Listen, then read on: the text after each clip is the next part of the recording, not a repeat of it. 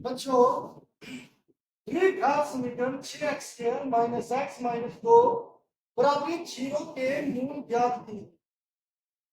बच्चों हमें ये क्वेश्चन गुणनखंड विधि द्वारा करेंगे।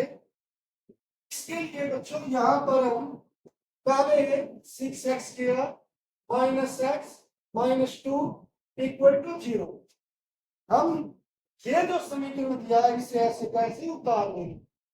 अब बच्चों जो गुणनखंड विधि का फार्मूला है पहले हम देखेंगे आखिरकार इसमें निकालना क्या है। बच्चों इसमें x की दो वैल्यू निकालनी है।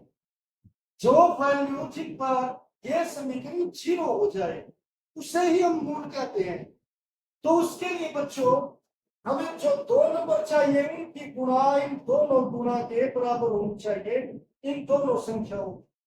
तो यानी कि हमें ऐसे दो नंबर चाहिए जिनकी गुणा इसके बराबर हो 6 दूनी 12। फिर बच्चों यहां पर है माइनस का साइन। माइनस का मतलब होता है घटा, यानी कि घटा करके क्या आना चाहिए।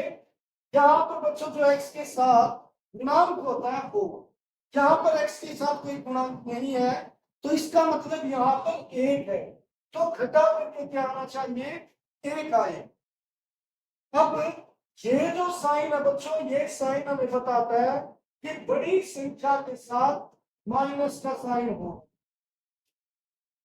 अब बच्चों हमें यहाँ पर दो ऐसे नंबर चाहिए जिनकी गुणा कितनी हो 12।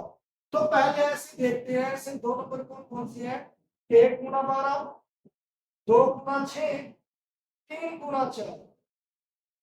ऐसे ये पेयर है जिनकी गुणा 12 आती है। अब बच्चों यहाँ पर घटा करके कितना आना चाहिए 1। 12 में से अगर 1 कर घटाए तो क्या रहेगा 11। यानी कि ये पेयर तो काम का नहीं है।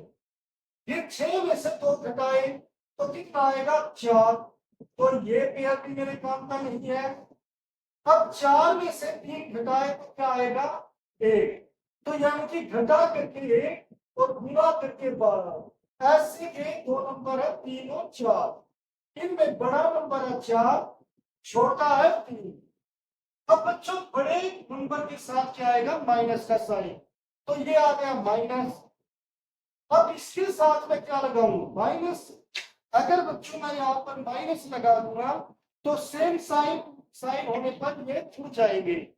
मगर मुझे क्या चाहिए था घटा, तो इसलिए मुझे क्या करना पड़ेगा प्लस लगाना पड़ेगा जिससे साइन अपोजिट हो गए और ये क्या हो जाएंगे घट जाएंगे। अब बच्चों आ जाते हैं क्वेश्चन पर। क्वेश्चन में हमें बच्चों क्या करना है, ये है जो 6x की है ऐसे कैसे उतार लो। अब जो ये माइनस एक्स है बच्चों हम इसी को ब्रेक करेंगे। इसकी जगह हम ये लिखेंगे इस माइनस एक्स की। यहां पर माइनस एक्स की जगह आप क्या लिखेंगे -4x और यहाँ पर क्या +3 और उसके साथ x, क्योंकि यहाँ पर क्या है x है बच्चों। अब ये -2 बराबर है 0। आपको इनमें कोई भी फेरबदल नहीं करनी है। अब बच्चों आ जाते हैं यहाँ पर एक दो टर्म की एक पेयर हो गया और यहाँ पर भी दो पदों का एक जोड़ा हो गया। अब बच्चों आपको देखना है इनमें क्या चीज कॉमन है। पहले नंबर में देखते हैं 6 और 4 ये दोनों नंबर किस एक नंबर से भाग होते हैं। तो जब 6 भी और 4 भी दोनों दो के पहाड़े पर आते हैं तो इसीलिए दो कॉमन आ गया। यहाँ पर भी x है बच्चों यहाँ पर भी x है तो यहाँ पर x ही कॉमन आ गया। अब बच्चों इस कॉमन का मतलब क्या होता है, इस कॉमन का मतलब भी देख लीजिए यहाँ पर।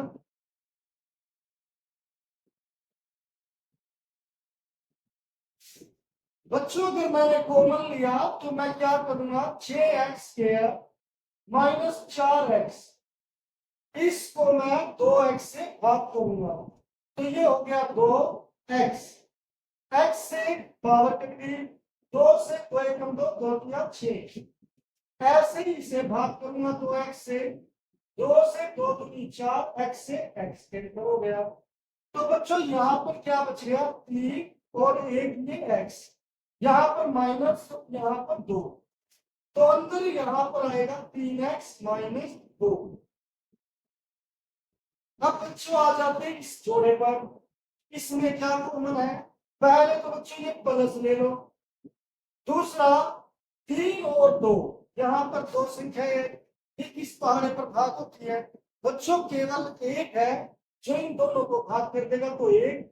यहाँ पर एक्स है, यहाँ पर एक्स नहीं है, तो इसलिए एक्स कॉमन नहीं आएगा। अब बच्चों ब्रैकेट में क्या आएगा?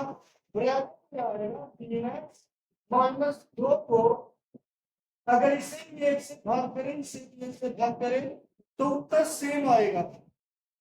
वो होगा 3x माइनस 2 बराबर है 0। अब बच्चों यहाँ पर पेयर, जो एक पेयर ये हो गया और एक पेयर ये हो गया, इन दोनों में जो ये ब्रैकेट वाला क्वेश्चन है, ये दोनों में क्या है? सेम है, तो इसको हम कॉमन ले लेंगे 3x माइनस 2। तो बचा क्या बच्चों? अगर मान लो मैं 2 मिनट के लिए इस पर लाइन लगा दूं, आपको ये लाइन नहीं लगानी है, इस पर भी अगर मैं काट दूं तो यहाँ पर क्या आएगा? 2x प्लस 1 इक्वल टू 0, क्योंकि यहाँ पर 2x दिख रहा है बच्चों, वो लिख दिया, प्लस 1 दिख रहा है, वो लिख दिया, तो ये इक्वल टू 0 ऐसे आ गया। अब बच्चों यहाँ पर जब कोई दो नंबर, ये हो गए दो नंबर, दो संख्याएं, यदि दो संख्याएं आपस में गुणा हो तो उनका गुणाकार का जो आंसर है वो 0 आ जाए। तो इसका मतलब होता है बच्चों, चाहे तो पहला या फिर दूसरा नंबर 0, यानी कि इनमें से कम से कम एक आंसर, एक नंबर 0 है। तो पहले हम इसे 3x माइनस 2 बराबर 0 रख देते हैं, या एक साइड हम यहाँ पर ये रख देते हैं इक्वल टू 0।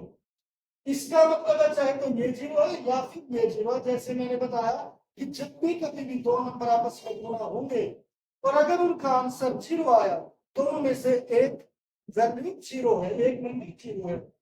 अब यहाँ पर बच्चों मुझे x निकालना है, तो उसके लिए जो यहाँ पर माइनस में है वो हमारा राइट हैंड साइड जाकर किसका हो जाएगा? प्लस का हो जाएगा।